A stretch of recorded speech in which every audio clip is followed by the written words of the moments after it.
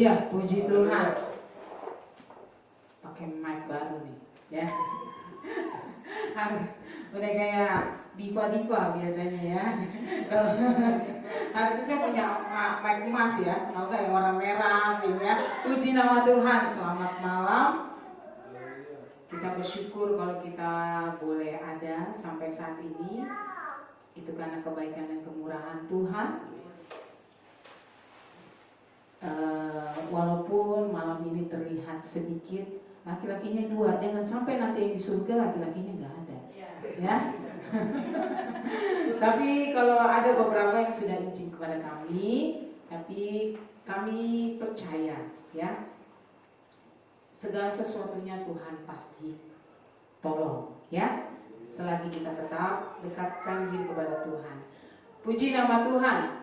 Saya diberkati oleh pujian dari Mama Yemima, ya, luar biasa. Kalau Mama Yemima ini bawa pujian, saya ingat kalau kayak di Medan gitu loh, ya, luar biasa, sukacitanya boleh ada, ya. Saya percaya walaupun sedikit, roh Tuhan boleh ada di tempat ini, kita boleh rasakan, ya. Pada malam hari ini saya diberikan tugas, sebenarnya nggak tugas, Bapak Gembala bilang, yang tugas malam ini siapa? Ma, saya atau Mama? Oh saya Pak, gak apa-apa. Kenapa? Sehubungan dengan terakhirnya saya bekerja kemarin, ya, saya bilang saya mau menyatakan begitu baiknya Tuhan.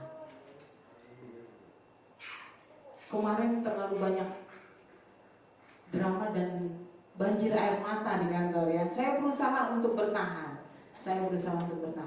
tapi saya percaya sampai titik kemarin itu boleh ada, itu karena kebaikan Tuhan. 21 tahun 7 bulan saya bekerja di perusahaan itu. Kalau anak gadis itu masih udah ranum-ranumnya, ya lagi ABG-nya. Tapi saya bersyukur Tuhan kasih waktu di umur ini saya masih kuat. Kami diberikan tanggung jawab untuk melayani Tuhan, biarlah kami kerjakan dengan sepenuh hati dan yang terbaik kita berikan, ya. Puji nama Tuhan. Pada malam hari ini kita mau membaca, kita buka dulu terlebih dahulu di Pengkhotbah 3. Pengkhotbah 3 ayat 1 sampai 15. Mungkin bacaan ini sering sekali kita dengar. Ya, kadang-kadang di saat ada kedukaan ini juga sudah dibawa, ya. Kalau kita ada dalam permasalahan juga kita mungkin suka dikuatkan oleh firman ini. Kita buka dan kita kita akan baca di Pengkhotbah 3 ayat 1 sampai 15. Sudah dapat semua, ya? Katakan amin kalau sudah. Amin, haleluya, puji Tuhan. Sudah dapat semua, ya? Pengkhotbah 3 ayat 1 sampai 15 saya bantu bacakan.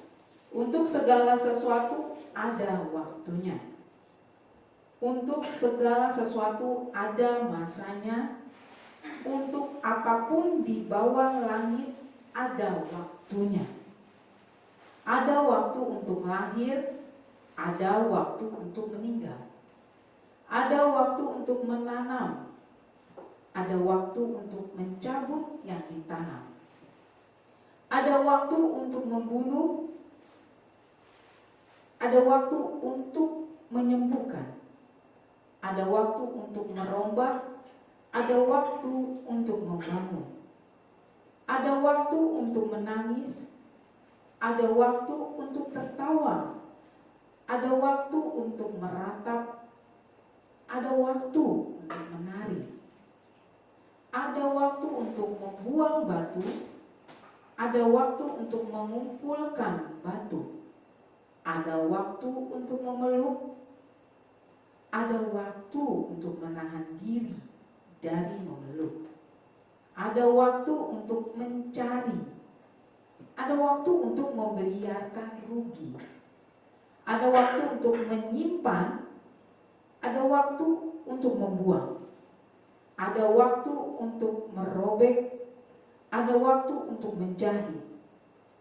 Ada waktu untuk berdiam diri, Ada waktu untuk berbicara, ada waktu untuk mengasihi, ada waktu untuk membenci, ada waktu untuk perang, ada waktu untuk damai. Apakah untung pekerja dari yang dikerjakannya dengan berjerih lelah? Aku telah melihat pekerjaan yang diberikan Allah kepada anak-anak manusia untuk melelahkan dirinya. Ia membuat segala sesuatu indah pada waktunya, bahkan ia memberikan kekekalan dalam hati mereka. Tetapi manusia tidak dapat menyelami pekerjaan yang dilakukan Allah dari awal sampai akhir. Aku tahu bahwa untuk mereka tak ada yang lebih baik daripada bersuka-suka dan menikmati kesenangan dalam hidup mereka, dan bahwa setiap orang dapat makan, minum, dan menikmati kesenangan dalam segala jerih payahnya. Itu juga adalah pemberian Allah. 14. Aku tahu bahwa segala sesuatu yang dilakukan Allah akan tetap ada untuk selamanya. Itu tak dapat ditambah dan tak dapat dikurangi. Allah berbuat demikian supaya manusia takut akan Dia. Yang sekarang ada, dulu sudah ada, dan yang akan ada sudah lama ada, dan Allah mencari yang sudah lalu. Puji Tuhan. Satu perikop agak panjang kita baca. Dari judulnya kita boleh lihat, untuk segala sesuatunya ada waktunya. Banyak kata-kata ada waktu, ada waktu, ada waktu. Kita percaya waktu itu Tuhan yang punya. Ya. Tema pada malam hari ini saya coba angkat waktu Tuhan yang terbaik. Amin. Saya amini dan saya yakini apapun yang kami hadapi, apapun yang jemaat-jemaat Tuhan yang Tuhan kasihi di tempat ini, semua atas sepengetahuan Tuhan. Saya fokus di ayat Pengkhotbah 3 ayat 11. Ia membuat segala sesuatu indah pada waktunya. Bahkan ia memberikan kekekalan dalam hati mereka. Tetapi manusia tidak dapat menyelami pekerjaan yang dilakukan Allah dari awal sampai akhir. Ya. Tuhan menyiapkan sesuatu dalam hidup kita, kita tidak pernah tahu. Sampai akhirnya pun kita tidak tahu. Tapi kita percaya apa yang Tuhan siapkan itu adalah yang terbaik buat kita. Terkadang tidak baik kita rasakan, tapi bagi Tuhan itu yang terbaik. Karena di ujungnya kau akan mengatakan Allah itu baik. Ya. Kalau kita lihat dari latar belakang kitab ini, Pengkhotbah ditulis oleh siapa? Ada yang tahu? Kok nggak ada buku? Dedi nih, biasanya dia yang tahu. Siapa yang tulis nih? Bu, ayo. Ditulis oleh Raja Salomo. Ya. Raja Salomo itu ada 3 kitab yang dia tulis. Waktu dia masih muda, lagi menggebu-gebunya, dia menuliskan kitab Kidung Agung. Ya. Setengah tua, pada saat dia raja, dia menuliskan kitab Amsal. Makanya dia adalah raja yang mempunyai hikmat yang tidak ada yang sama seperti dia. Tapi di kitab dia yang ketiga ini adalah dia juga tulis, ada kitab Pengkhotbah. di mana pengkhotbah ini dia tulis di masa akhir hidupnya. Malah di mana saat dia sudah dalam titik paling tinggi. Semua dia bisa punya, dia bisa miliki, sampai akhirnya dia punya selir, dia punya istri yang begitu banyak, dan dia jadi malah jauh oleh Tuhan. Tapi disitulah dia masih menuliskan kitab ini. Dia malah merasa disitulah kemerosotan rohaninya dia. Dia kecewa dengan materi yang dia punya, membawa dia jadi semakin jauh kepada Tuhan.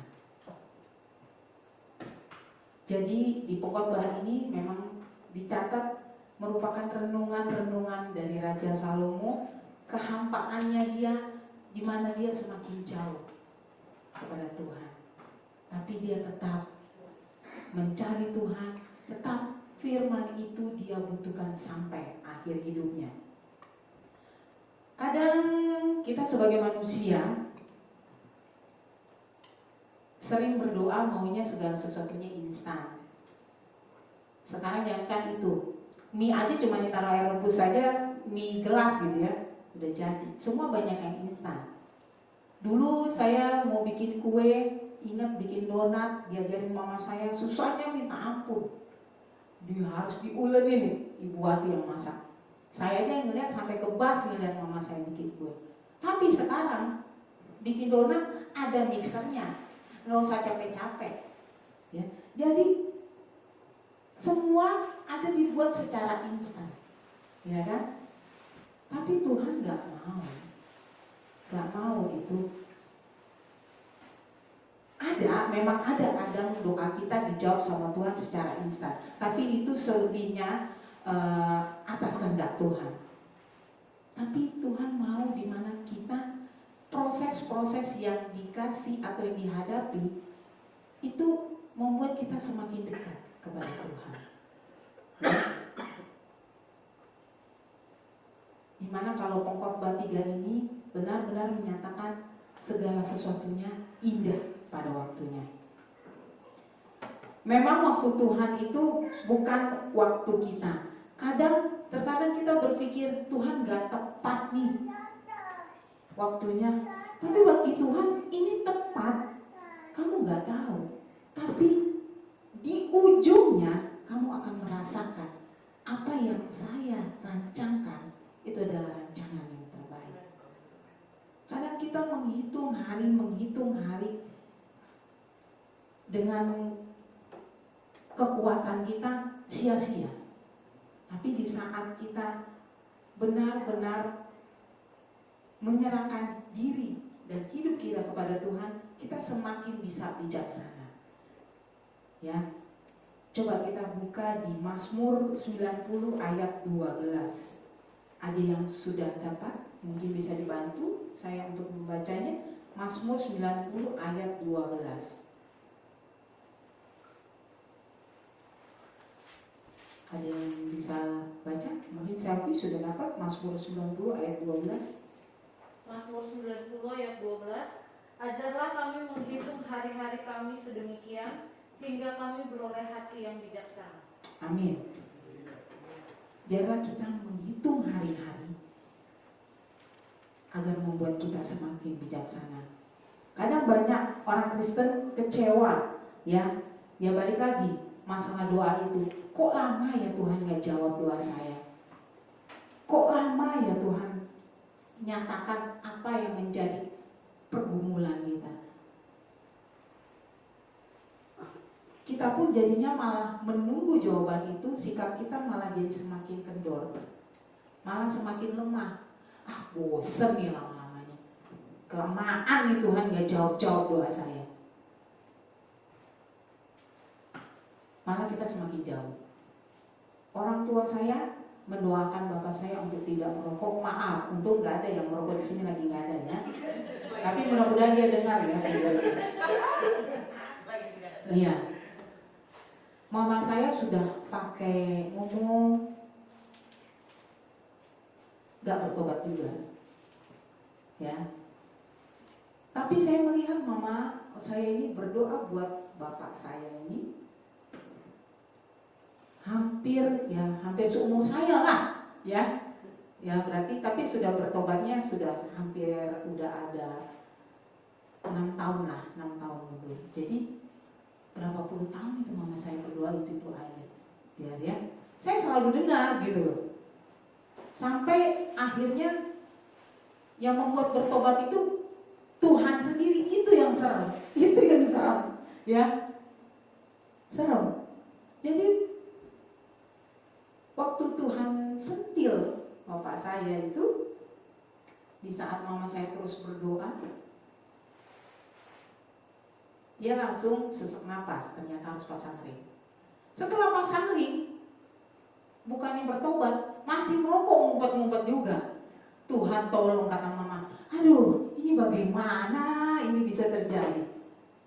Tapi pada saat Tuhan bukan sentil lagi, disenggol dikit, luar biasa pertobatan itu terjadi dan dia buang semuanya ya. Kalau dia mau lihat lagi anak cucunya ini ya berhasil ya, dia harus bertobat. Jadi ya Tuhan tolong untuk yang masih belumnya, biar cepat-cepat berubah. Ya, amin, haleluya. Tadi juga anak saya Aurora, mama, kok banyak sih itu gambar-gambar leher bolong? Itu kenapa sih? Nah, saya bilang, ya, jadi ya itulah. Jadi anak kecil aja juga tahu ya. Tetap setia untuk mendoakan sesuatu ya. Nah, sebenarnya dari doa yang tidak dijawab ataupun dijawab, kita tahu ada 3 jawaban yang Tuhan kasih dalam doa kita. Tapi kita nggak peka. Yang pertama apa? Doanya pasti dijawab. Yang kedua doanya tidak dijawab. Tapi yang ketiga betul, Bung Andre? Enggak, yang kedua tadi udah tidak dijawab. Yang ketiga, tunggu. Tunggu itu berarti Tuhan bukannya tidak jawab, tapi tetap bersabar. Dan tapi kita juga sadar kalau doa kita tidak dijawab pun jangan ya ngambek juga. Kayak pembawa renungan siapa ya itu, Novel, yang dia bilang dia berdoa mau dapat Tuhan kasih kami Fortuner gitu kata dia. Tapi dia tahu Tuhan bilang, aduh bagaimana ini jadinya. Tapi nggak ada yang mustahil juga. Siapa tahu loh Bung Andre, nggak ada yang mustahil bagi Tuhan. Kalau kita mau bekerja keras, nggak ada yang mustahil. Tapi itu ada kata-kata tunggu. Tunggu di mana kita tetap berharap dan berdoa kepada Tuhan. Selvi pernah sampaikan dulu mungkin dari yang dari Ibu Gembala sebelumnya, yang terus mengatakan di saat kita meminta sesuatu, terus bawa dalam doa, terus minta. Itulah yang Tuhan lihat, kesetiaannya kita. Tuhan itu sedang menyiapkan berkat yang besar, tapi sedang Tuhan tunggu. Ya, amin, betul. Jadi terkadang banyak faktor yang membuat doa kita tidak dijawab. Yang perlu kita ketahui juga dan kita pahami, Tuhan itu punya agenda dan waktu sendiri. Ya. Tuhan itu punya agenda dan waktu tersendiri, jadi kita percayakan waktu Tuhan itu adalah yang terbaik. Kita buka di Yesaya 55 ayat 8 sampai 9. Yesaya 55 ayat 8 sampai 9. Oma, Lina bisa dibaca Yesaya 55 ayat 8 sampai 9. Ini salah satu favorit ayat saya juga ini. Iya, ayat 8 sampai 9. Yesaya 55 demikianlah firman Tuhan. Sebab rancanganku bukanlah rancanganmu, dan jalanmu bukanlah jalanku. Demikianlah firman Tuhan. Seperti tingginya langit dari bumi, demikianlah tingginya jalanku dari jalanmu, dan rancanganku dari rancanganmu. Amin, haleluya. Sebab rancanganku bukanlah rancanganmu, dan jalanmu bukanlah jalanku. Demikianlah firman Tuhan. Seperti tingginya langit dari bumi, demikianlah tingginya jalanku dari jalanmu, dan rancanganku dari rancanganmu. Jadi di saat kita berdoa, Tuhan tahu mana yang istilahnya mungkin kita minta, tapi Tuhan malah akan kasih lebih dari yang tidak pernah kita pikirkan. Ya kan? Kita percaya. Kadang hal untuk membuat kita sabar menunggu jawaban dari Tuhan, itulah proses yang Tuhan kasih. Bagaimana kita untuk bisa memahami kalau waktu itu yang terbaik? Bagaimana? Kadang sering kita juga dengar, ya, pastinya yang pertama, kita tetap dekat kepada Tuhan. Amin, ya. Ya, dimana kita tetap setia dalam merenung, mengambil waktu untuk merenungkan firman Tuhan dan berdoa. Kita baca di 1 Korintus 15 ayat 58. 1 Korintus 15 ayat 58. Sudah dapat ya? 1 Korintus 15 ayat 58. Karena itu saudara-saudaraku yang kekasih, berdirilah teguh dan jangan goyah, dan giatlah selalu dalam pekerjaan Tuhan, sebab kamu tahu bahwa dalam persekutuan dengan Tuhan jerih payahmu tidak sia-sia. Ya, jadi tetap dekat pada Tuhan, karena setiap apa yang kita kerjakan tidak akan pernah sia-sia dalam pekerjaan melayani Tuhan. Lalu yang kedua, bagaimana cara kita memahami waktu Tuhan itu adalah yang terbaik? Bahwa roh Tuhan itu terus ada dalam kita. Tubuh kita ini lemah, ya. Oleh karena itu kita butuh roh Tuhan untuk terus bisa menyala-nyala dalam kehidupan kita. Kita buka di Roma 12 ayat 11.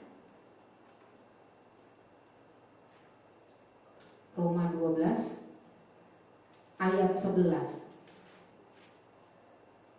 Sudah dapat ya, Roma 12 ayat 11. Janganlah hendaknya kerajinanmu kendor, biarlah rohmu menyala-nyala dan layanilah Tuhan. Amin.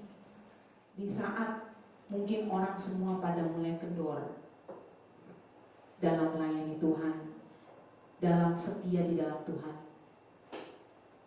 kita harus ingat waktu Tuhan ini sudah semakin dekat. Jangan sampai kita yang sudah mengerti akan Tuhan, mengerti akan firman Tuhan, kita yang tertinggal. Ya. Tetap kita nyalakan roh Tuhan boleh ada dalam kehidupan kita. Lalu yang ketiga, bagaimana kita untuk memahami kalau waktu Tuhan itu yang terbaik? Tetap bersabar dalam menantikan jawaban dari Tuhan. Kita buka di Mazmur 27 ayat 14. Sudah dapat? Mama Yemima udah dapat? Ya, bisa dibantu dibaca. Mazmur 27 ayat 14. Mazmur 27 ayat 14. Nantikanlah Tuhan, kuatkanlah dan teguhkanlah hatimu. Ya, nantikanlah Tuhan. Amin, haleluya. Pegang 3 hal ini, di mana untuk kita mengerti waktu Tuhan itu yang terbaik adalah tetap dekat kepada Tuhan. Terus nyalakan roh Tuhan dalam kehidupan kita. Dan yang ketiga adalah kita tetap bersabar, karena di ujungnya Tuhan pasti kasih yang terbaik. Kadang kita kecewa manusiawi, gak apa-apa, tapi ingatkan kembali pikiran kita untuk terus tetap diarahkan kepada Tuhan. Iblis itu gak jauh dari kita. Dia paling demen lihat waktunya kita untuk lemah, dia langsung akan bisa masuk. Oleh sebab itu kita juga sebagai rekan-rekan, sebagai teman-teman yang keluarga, jika ada keluarga dalam kelemahan, yang pertama kita doakan. Kayak Tante Elin itu sering dia sampaikan, minta doakan untuk keluarganya. Walaupun hanya doa, tapi dengan doa itu kuasanya besar. Mungkin tidak bisa dinilai dengan materi. Karena roh Tuhan itu bisa di mana-mana, beda dengan iblis. Ya.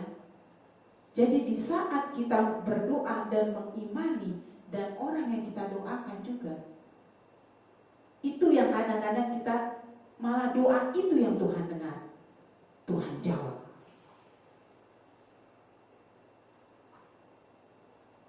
Kita percaya segala sesuatunya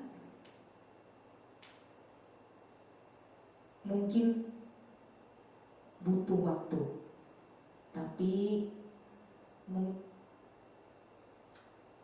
kami keluarga hamba Tuhan hanya bisa terus mengingatkan, menyampaikan Tuhan itu tidak pernah meninggalkan kita, tidak akan pernah.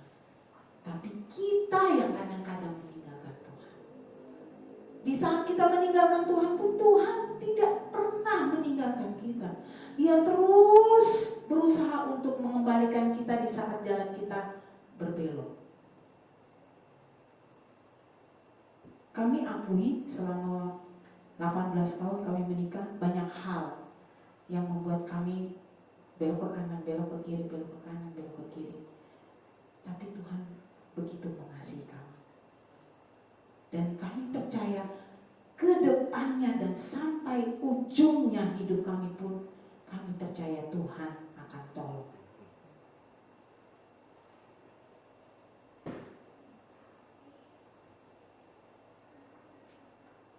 Untuk menutup renungan ataupun firman pada malam hari ini, mungkin sedikit kesaksian yang sudah saya sampaikan di awal. 21 tahun saya bekerja, berarti separuh umur saya di perusahaan.